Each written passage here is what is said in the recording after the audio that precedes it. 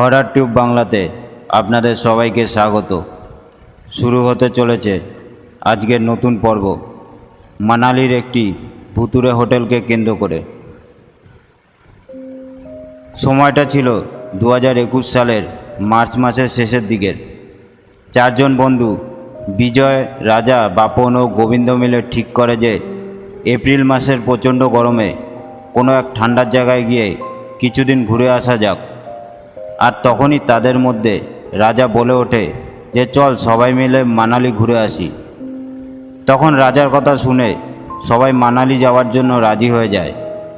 সেই মতো train, hotel সব কিছু ঠিকও হয়ে যায় এবং এরপর দেখতে দেখতেই সেই ঘুরতে যাওয়ার দিনও চলে আসে। আর তারা চার বন্ধু মিলে তাদের ব্যাগপত্র নিয়ে বেরিয়ে পড়ে মানালির উদ্দেশ্যে। এরপর তারা 1.5 দিনের মতো যাত্রা করে পৌঁছে যায় সেই হিমাচল প্রদেশের মানালিতে। কিন্তু সিজন টাইম থাকায় ওখানে গিয়ে তারা কোনো হোটেলেই রুম পাচ্ছিল না। শেষমেশ অনেক কষ্টে মলের থেকে কিছুটা দূরে তারা একটি হোটেল পেয়ে যায়। কিন্তু অনেকটাই দেরি হয়ে গিয়েছিল বলে হোটেলের রুমে গিয়ে তাড়াতাড়ি ফ্রেশ হয়ে বিকালে সাইট সিনের জন্য বেরিয়ে যায় তারা। তারপর রাত 8টার দিকে তারা সবাই হোটেলে ফিরে মদ আর মাংস নিয়ে সবাই বসে পড়ে। ড্রিঙ্কস করতে করতে হঠাৎ তাদের মধ্যে বাপন শুনতে পায় রুমের ব্যালকনি থেকে কারো ফিসফিস করে কথা বলার শব্দ আসছে। তখন বাপন সবাইকে বলল যে ভাই, তোরা কেউ কারোর কথা বলার শব্দ শুনতে পেয়েছিস? তখন বাকি সবাই তার কথা শুনে কিছুটা অবাক হয়, কিন্তু কিছুক্ষণ পর তারাও সেই ফিসফিস করে কথা বলার শব্দ শুনতে পায় এবং তাদের মধ্যে থেকে বিজয় দেখতে যায় যে বাইরে কেউ আছে নাকি, কিন্তু গিয়ে দেখে সেখানে কেউই ছিল না। তারপর বিজয় এসে সবাইকে বলে যে ব্যালকনিতে তো কেউই নেই। তখন তারা সবাই আশ্চর্য হয়ে ভাবতে লাগলো, বাইরে যখন কেউই নেই তাহলে ফিসফিস করে কথা বলার শব্দ আসছিল কোথা থেকে। এরপর তাদের মদ খাওয়া হয়ে গেলে তারা সবাই হোটেলের নিচে রেস্টুরেন্টে রাতের ডিনার করে সবাই রুমে চলে আসে ঘুমানোর জন্য। কিন্তু সবাই শুয়ে পড়ার কিছুক্ষণ পর হঠাৎ গোবিন্দ শুনতে পায় বাথরুমের কল থেকে জল পড়ার শব্দ। সে সাথে সাথে উঠে টয়লেটে গিয়ে দেখে সত্যি জলের কল খোলা রয়েছে। সে ভাবল তাদের মধ্যে কেউ হয়তো কল বন্ধ না করেই রুমে চলে এসেছে। তারপর সে নিজে কল বন্ধ করে রুমে এসে কাউকে আর কিছু না বলে সে আবার শুয়ে পড়ে। এরপর গভীর রাতে হোটেলের ব্যালকনিতে কারুর হেঁটে বেড়ানোর শব্দ হঠাৎ গোবিন্দর ঘুম ভেঙে যায়। প্রথমে সে ভাবে হোটেলের কোনো গেস্ট হবে হয়তো।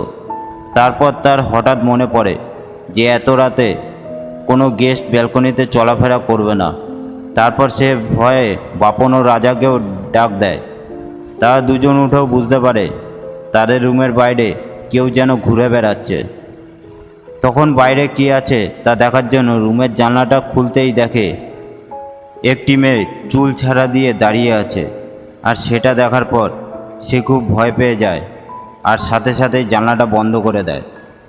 এবং সাথে সাথেই তারা সবাই হোটেলের করিডোর থেকে কোনো মেয়ের কান্নার আওয়াজও শুনতে পায়। আর এটা শোনার পর সবাই বুঝতে পারে যে এই হোটেলের মধ্যে অস্বাভাবিক কিছু একটা রয়েছে। তারপর তারা কোনো মতে ভয়ে ভয়ে সেই রাতটা কাটিয়ে পরের দিন সকাল হতেই সবাই মিলে নিচে গিয়ে হোটেলের রিসেপশনে তাদের রুমের করিডোরে রাতের বেলা কোন মেয়ে ঘুরে বেড়ায় তার সম্পর্কে জিজ্ঞেস করতেই রিসেপশনের লোকটি তাদের কোনো কথা শোনেনি এবং না শোনার ভান করে অন্য কাজের বাহানা দেখিয়ে সেখান থেকে চলে যায়। এরপর হোটেলেরই আরেকটা স্টাফকে রাতের ঘটনাগুলো সম্পর্কে জিজ্ঞাসা করে এবং তারা দেখে যে সেই স্টাফ তাদের কথাগুলো শুনে কোনো উত্তর না দিয়েই সে তার নিজের কাজে করতে চলে যায়। এরপর তারা কিছুটা অবাক হয়ে রুমে চলে আসে এবং সকালবেলা টিফিন করে তারা সাইট সিন দেখার জন্য ঘুরতে বেরিয়ে যায় এবং সন্ধ্যাবেলায় আবার তারা ঘুরে হোটেলে ফিরে আসে এবং হোটেলে ঢুকতেই রিসেপশনে ম্যানেজারকে দেখতে পেয়ে তাকে সব কিছু বলে এবং তার সাথে এই ব্যাপারগুলো নিয়ে আলোচনা করতেই সেও তাদেরকে এই ব্যাপার নিয়ে কিছুই বলতে চায়নি। এরপর তারা সবাই রেগে রুমে চলে যায় এবং এই ব্যাপারগুলো নিয়ে নিজেদের মধ্যে আলোচনা করতে থাকে।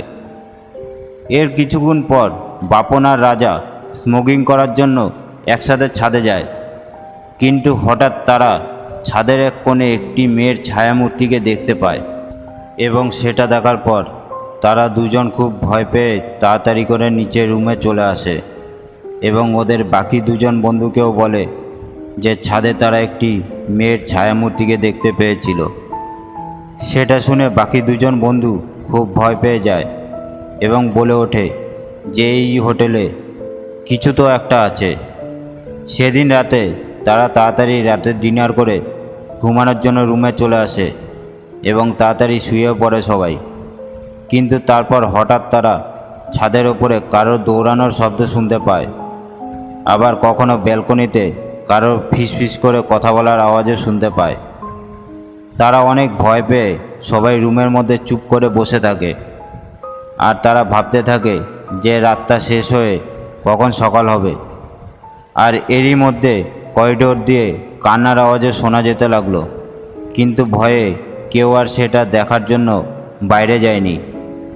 কিন্তু তারপর হঠাৎ সবাই রুমের মধ্যে একটি মেয়ের কালো ছায়ামূর্তিকে দেখতে পায় এবং ভয়ে সবাই চিৎকার করে যে যার মতো দৌড়ে রুম থেকে বাইরে চলে যায় এবং তারা আর সেই রাতে কেউই রুমের দিকে যায়নি। নিচে রিসেপশনে বসেই সারা রাত কোনো মতে কাটিয়ে দেয় এবং সকাল হতেই তারা লাগেজ নিয়ে হোটেল থেকে বেরিয়ে পড়ে বাড়ির উদ্দেশ্যে। এরপর ফেরার পথে রাস্তায় এক দোকানদারের কাছে সেই হোটেলের ব্যাপার বলার পর সেই দোকানদারের কাছ থেকে জানতে পারে যে কিছু মাস আগেই একটি মেয়ে ওই হোটেলে সুসাইড করে মারা যায়। তারপর থেকে নাকি এরকম ঘটনা ঘটেই চলেছে ওখানে। আর ওই হোটেলের স্টাফরাও সব কিছু জানে, কিন্তু গেস্টদের কিছু বলতে চায় না, হোটেলের বদনাম হয়ে যাবে বলে। হরর টিউব বাংলার ঘটনাটি আপনাদের ভালো লেগে থাকলে সাবস্ক্রাইব করে দিয়ে আমাদের পাশে থাকবেন, যাতে এই রকম আরও ঘটনা আপনাদেরকে শোনাতে পারি।